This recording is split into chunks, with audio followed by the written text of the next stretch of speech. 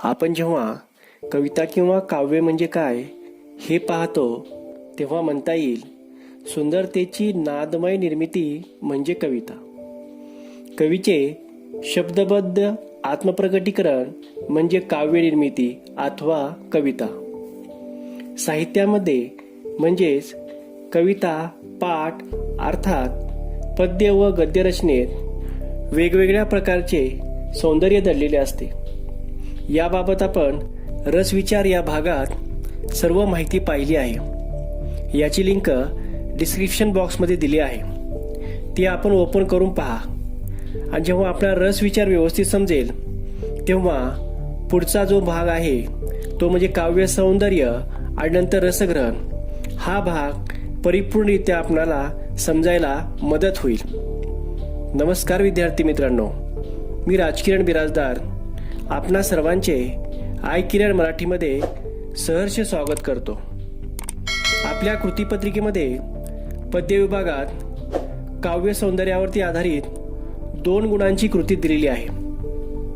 काव्य सौंदर्याच्या अभ्यासातून पद्य भागातीलच अ भाग व आ भागातील जवळपास 8 गुणांचा भाग आपणाला सोडवता येईल आणि ई भागातील रसग्रहण जे 4 गुणांसाठी आहे ही रसग्रहण कृती सोडवण्यासाठी आपणाला काव्य सौंदर्य पाहणे समजून घेणे आवश्यक आहे. यासाठी हा व्हिडिओ आपण शेवटपर्यंत पहा व शेवटी मी काही तुम्हाला महत्त्वाच्या बाबी याबद्दल सांगणार आहे.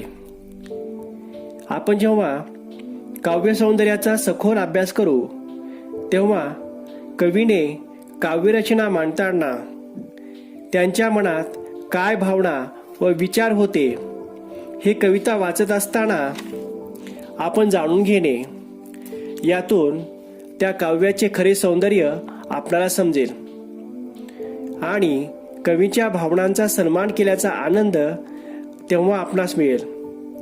त्यातून आपल्याला काव्य सौंदर्य विचार मांडता येतो. काव्य सौंदर्याची अभिव्यक्ती म्हणजे कवितेच्या वाचनाने अथवा श्रवणाने मनावर झालेल्या संस्कारांना शब्दात्मक रूप देणे होय. कवीची मूळ संकल्पना भावना विचार यांच्या सजावटीसाठी कवीने केलेली विशिष्ट मांडणी, योजलेले शब्दालंकार, अवलंबलेले वृत्त, त्याचप्रमाणे कवीने निर्मिलेल्या सृष्टीचे आपल्या मनावर झालेले संस्कार आणि त्यावरून आठवणारी इतर क्षेत्रातील साम्यस्थळे यांचा एकत्रित परिणाम काव्य सौंदर्यात असतो. कविता आवडण्याचे वा न आवडण्याचे कारण समर्पक शब्दात सकारण कथन करणे म्हणजे काव्य सौंदर्य जाणणे होय.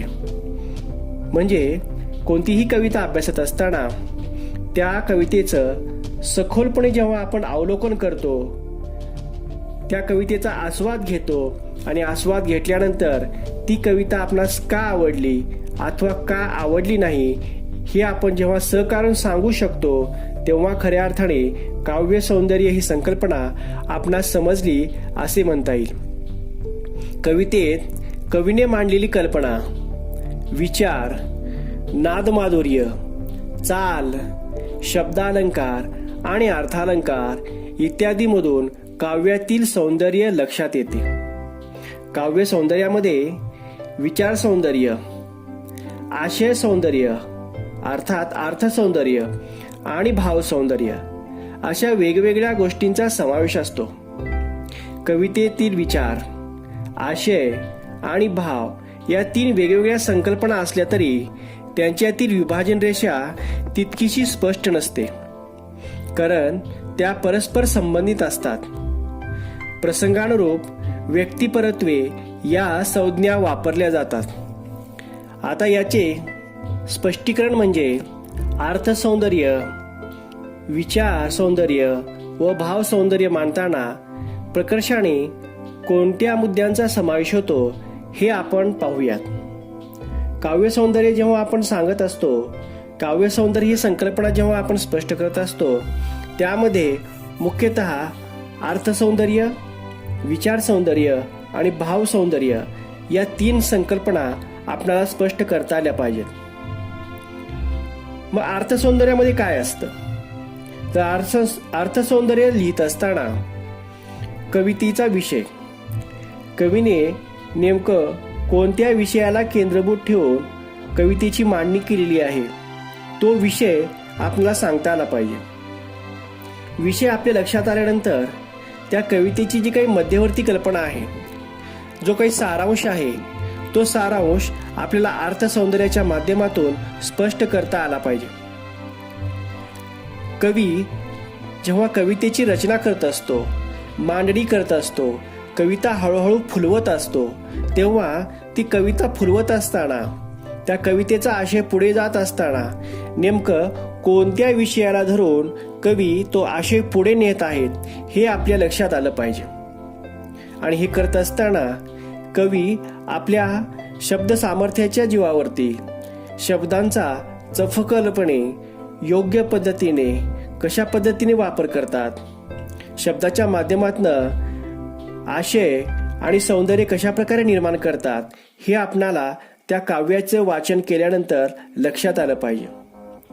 एका शब्दाचे अनेक अर्थ कशा प्रकारे स्पष्ट होतात, अर्थाच्या माध्यमातून, शब्दांच्या माध्यमातून सौंदर्य कशा प्रकारे काव्यामध्ये निर्माण होतं, म्हणजेच त्या काव्यातील शब्दांचे जे काही अर्थछटा आहेत त्या अर्थछटा सुद्धा आपल्याला अर्थसौंदर्यामध्ये स्पष्ट करणं गरजेचं आहे.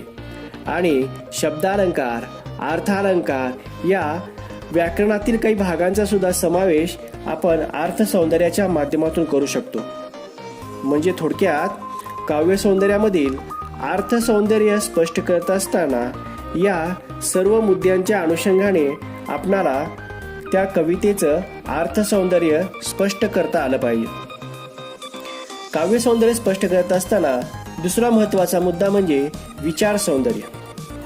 कवितेतून व्यक्त होणारा विचार. कवीने कवितेमध्ये नेमका कोणता विचार मांडलेला आहे, त्या विचाराच्या माध्यमातून कोणता संदेश तिने दिलेला आहे, कोणतं मूल्य रुजवण्याचा त्याने प्रयत्न केलेला आहे, हे वैचारिक जी काही बुद्धीच्या पातळीवरून चालणारं जी काही देवाणघेवाण आहे ती देवाणघेवाण आपण विचार सौंदर्याच्या माध्यमातून मांडणं गरजेचं आहे. कधी सर्वसमावेशक तर कधी नेहमीपेक्षा वेगळा असा विचार कवी आपल्या कवितेच्या माध्यमातून मांडत असतात. आणि हा विचार मांडत असताना कवी त्यांच्या पाठीशी जो काही अनुभव आहे, त्यांनी आतापर्यंत जीवन जगत असताना जो काही अनुभव घेतलेला आहे, त्यांनी जे काही सामाजिक परिस्थितीचं जे काही निरीक्षण केलेलं आहे, त्या अनुभवांचं, त्या निरीक्षणाचं प्रतिबिंब त्यांनी त्या कवितेच्या माध्यमातून शब्दबद्ध केलेलं असतं. आणि जेव्हा ते कवीने शब्दबद्ध केलेली कविता आपण वाचतो, त्यातील विचार आपण वाचतो, समजून घेतो, तेव्हा त्या विचारांचा प्रभाव वाचकाच्या मनावरती होतो आणि वाचक हा अंतर्मुख होतो. आणि अशा प्रकारे अंतर्मुख करणारा, वाचकाला भान विसरायला लावणारा असा कोणता विचार त्या कवितेच्या माध्यमातून मांडलेला आहे, मूल्य कवीने रुजवलेलं आहे, हे आपल्याला विचार सौंदर्याच्या माध्यमातून मांडणं गरजेचं आहे. अर्थात वैचारिकता व विचार मांडण्याची वैशिष्ट्ये आपल्याला काव्य सौंदर्यातील हा जो काही दुसरा मुद्दा आहे विचार सौंदर्य, यामध्ये या मुद्द्याच्या अनुषंगाने स्पष्टीकरण करणं गरजेचं आहे. काव्य सौंदर्यातील तिसरा महत्त्वाचा मुद्दा म्हणजे भाव सौंदर्य. कवीने काव्याची मांडणी करत असताना कवितेतून नेमकं कोणता भाव मांडलेला आहे, वाच्यार्थाच्या पलीकडील भावार्थ कोणता आहे. शब्दांना उच्चारल्यानंतर कळणारा एक वाच्यार्थ असतो, पण त्या शब्दाच्या मध्ये दडलेला एक वेगळा भावार्थ असतो. तो भावार्थ वाचकाने समजून घेतला पाहिजे. त्या कवितेच्या माध्यमातून कोणत्या विविध प्रकारच्या भावनांचा आविष्कार झालेला आहे. म्हणजे थोडक्यामध्ये ती कविता, ती काव्यरचना ही वाचकाच्या अंतःकरणाला कशा प्रकारे जाऊन भिडते, त्यांच्या संवेदना कशा प्रकारे जागृत करते, हे भावसौंदर्याच्या माध्यमातून आपल्याला स्पष्ट करणं गरजेचं आहे. आपण रस विचार अभ्यासत असताना वेगळ्या प्रकारचे स्थायी भाव अभ्यासले आहेत. त्या स्थायी भावांना चालवणारी अशा प्रकारची काव्यरचना असते. आणि नेमकं त्या काव्यरचनेच्या माध्यमातून, त्या कवितेच्या माध्यमातून कोणते स्थायी भाव चालवले जात आहेत, आणि त्यातनं कोणत्या रसाची निर्मिती होते या बाबीचं वर्णन आपल्याला भावसौंदर्यामध्ये लिहिणं गरजेचं आहे. म्हणजे रस, कल्पना, प्रतिमा इत्यादी बाबींचं वर्णन करत आपण त्या कवितेतलं भावसौंदर्य, त्या कवितेतील गर्भित अर्थ हा स्पष्ट करणं गरजेचं आहे.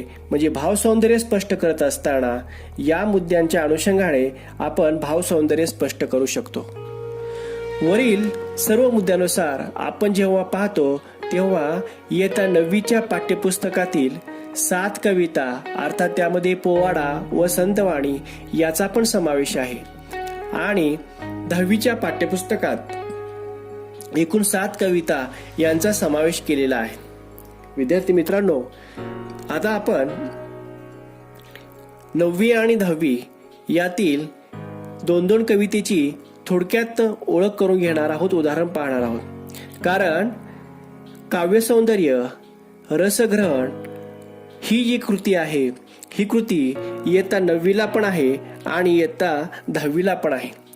जेव्हा आपण इयत्ता 9वीच्या पाठ्यपुस्तकातील या झोपडीत माझ्या या कवितेत राष्ट्रसंत श्री तुकडोजी महाराज यांनी सुख आणि आर्थिक सुबत्ता यांचा काही संबंध नसतो, सुख व दुःख या मानवी भावभावनांचा विचार त्यांनी या कवितेच्या माध्यमातून मांडलेला आहे.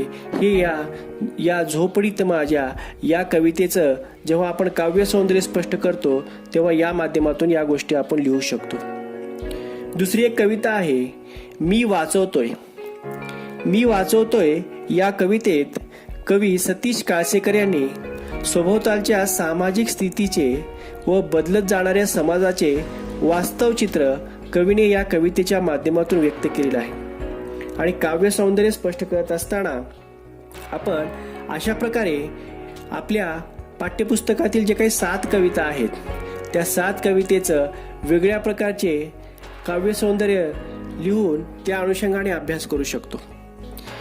तसेच इयत्ता 10वीच्या पाठ्यपुस्तकात पण एकूण 7 कवितांचा समावेश केलेला आहे. त्यातील उदाहरणासाठी म्हणून आपण वस्तू ही द.भा. धामणसकर यांनी लिहिलेल्या कवितेचं थोडक्यात सारांश पाहूयात. द.भा. धामणसकर यांनी या कवितेच्या माध्यमातून निर्जीव वस्तूविषयी संवेदनशीलता प्रकट केली आहे. आणि दुसरी एक कविता म्हणजे खोद आणखी थोडेसे.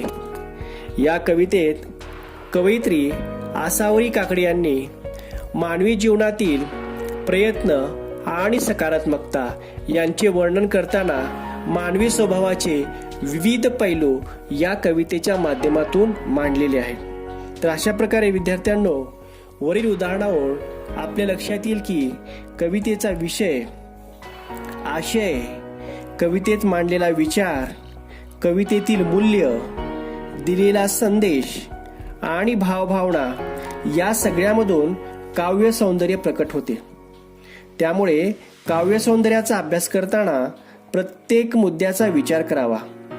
कृतीपत्रिकेतील काव्य सौंदर्याअंतर्गत येणाऱ्या अर्थसौंदर्य, विचार सौंदर्य व भाव सौंदर्य यावर आधारित कृतींचा या मुद्द्यांना धरून आपण अभ्यास करावा. या विवेचनावरून काव्य सौंदर्य ही संकल्पना आपल्या लक्षात आली असेलच. कृतीपत्रिकेत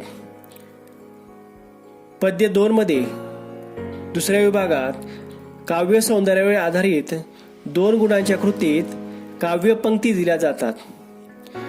त्यांचे कधी अर्थसौंदर्य तर कधी विचार सौंदर्य अथवा भाव सौंदर्य लिहा यापैकी एक कृती विचारली जाऊ शकते. यासाठी पाठ्यपुस्तकातील एकूण 7 पद्याचा आपण एकत्रित विचार करून वेगवेगळ्या कवितेचे सौंदर्य तयार करून ठेवा.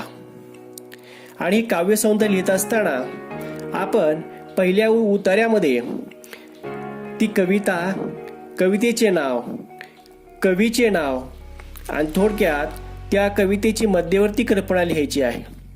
आणि दुसऱ्या उतार्यामध्ये ज्या काही काव्यपंक्ती विचारलेल्या आहेत किंवा ज्या कृतीपत्रिकेमध्ये काव्यपंक्ती दिलेल्या आहेत त्या काव्यपंक्तीचा अर्थसौंदर्य स्पष्ट करा म्हटलं तर अर्थसौंदर्य स्पष्ट करायचं. विचार सौंदर्य स्पष्ट करा म्हटलं तर विचार सौंदर्य स्पष्ट करायचं, अथवा भाव सौंदर्य स्पष्ट करा म्हणाले तर भाव सौंदर्य स्पष्ट करायचं. वरील मुद्द्यांच्या अनुषंगाने आपण हे सगळ्या गोष्टी इथं मांडायच्या आहेत. काव्य सौंदर्यावरला अभ्यास करत असताना आपण आपल्या पाठ्यपुस्तकातील सर्व कवितांचं एकत्रीकरण करायचं आहे आणि 7 ज्या कविता आहेत त्या 7 कवितेचा वेगळ्या प्रकारचं काव्य सौंदर्य लिहून ठेवा, मध्यवर्ती कल्पना लिहून ठेवा, सर्व कवितेंचे कवी पाठ करून ठेवा. मग जेणेकरून काव्य सौंदर्यावरती आधारित तुम्हाला कृती सोडवता येईल. तसेच याचा उपयोग तुम्हाला रसग्रहणाचा जो प्रश्न आहे तो प्रश्न सोडवण्यासाठी सुद्धा तुम्हाला या कृतीचा उपयोग होईल. यामधून पद्य विभागातील अ मधील काव्यपंक्तीचा सरळ अर्थ लिहा, ज्याला 2 गुण आहेत. काव्य सौंदर्य स्पष्ट करा, ज्यास 2 गुण आहेत.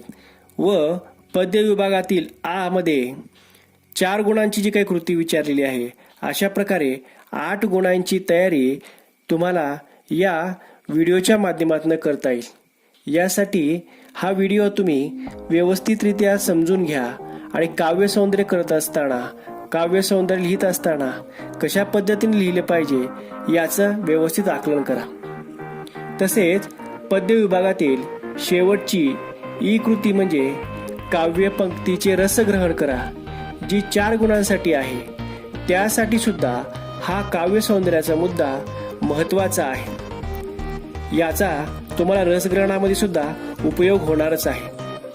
अशा प्रकारे विद्यार्थी मित्रांनो, काव्य सौंदर्य कसे करावे हे आपणास समजले असेलच.